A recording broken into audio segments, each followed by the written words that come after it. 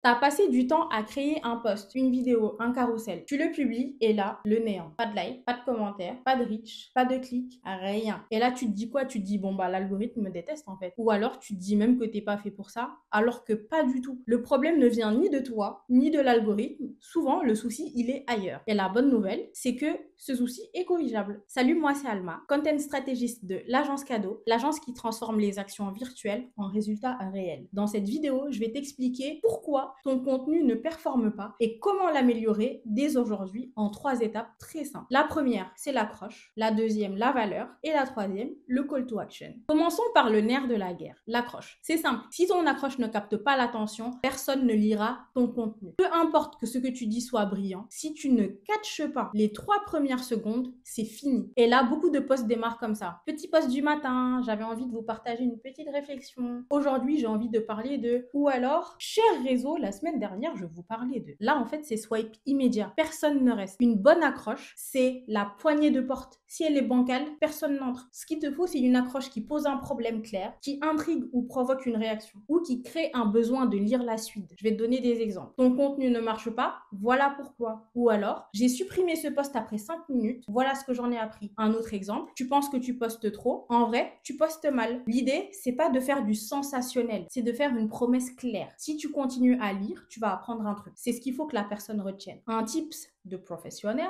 fais un petit test en fait. Il faut que tu lises ton accroche à voix haute. Est-ce que toi-même t'aurais cliqué? Si la réponse est non, il faut que tu recommences. Maintenant que tu as capté l'attention, il ne faut pas décevoir. Ok, ton accroche a fonctionné, les gens sont là et maintenant, il faut livrer quelque chose. C'est là que beaucoup de contenus s'effondrent. Trop vague, trop tourné sur soi-même, pas assez concret, trop long, sans direction. Ta mission à ce moment précis, c'est de répondre à une seule question. Qu'est-ce que la personne qui lit va en tirer? Ça peut être une idée à tester, une erreur à éviter, une méthode à appliquer, une prise de conscience, un encouragement à faire autrement, le tout expliqué de manière très simple. Ce qui fonctionne, c'est quoi? C'est des phrases courtes, des listes concrètes, des exemples visuels si tu fais une vidéo ou un carrousel. Et un autre tips, tu dois pouvoir résumer la valeur de ton contenu en une seule phrase. Si tu n'y arrives pas, c'est que ce n'est pas encore assez clair et qu'il faut que tu recommences. Je vais te donner un exemple. Un post qui dit « J'ai compris que l'algorithme ne servait à rien si on ne créait pas un contenu qui touche. » Voilà, là c'est une valeur claire, une vraie phrase de prise de recul. Une fois que tu as donné de la valeur, il reste une étape que 80% des gens zappent. Dire à la personne ce que tu veux qu'elle fasse. Tu as fait une accroche qui capte, un contenu qui délivre et tu t'arrêtes là. C'est un mauvais plan parce qu'il n'y a pas d'appel à l'action. Ou alors tu coupes l'élan. C'est comme inviter quelqu'un chez toi et le laisser sur le pas de la porte. Un call to action, c'est pas forcément achète mon offre. C'est un signal clair sur ce que tu attends de l'autre. Je vais te donner des exemples. T'as déjà vécu ça? Raconte en commentaire. Tu veux d'autres conseils comme ça? Pense à t'abonner. J'ai mis la version complète en lien en bio. Ou alors, tag quelqu'un qui a besoin de lire ça. Ou encore, enregistre ce post si tu veux le relire plus tard. Et en fait, tu peux aussi adapter ton call to action à ton objectif. Exemple, si tu veux de la visibilité, tu favorises le partage ou le commentaire. Si tu veux de la notoriété, t'encourages à l'abonnement ou au tag. Et si tu veux de la conversion, tu rediriges vers une offre, un lead magnet ou une ressource. Et un autre type, c'est qu'un bon call to action, c'est comme une poignée de main à la fin d'un échange. Je sais, j'aime bien les exemples. Mais en fait, là, tu montres que tu es présent et que tu veux continuer la conversation. Sans call to action, ton contenu est seul. Il touche peut-être, mais il ne transforme absolument rien. Alors, on résume.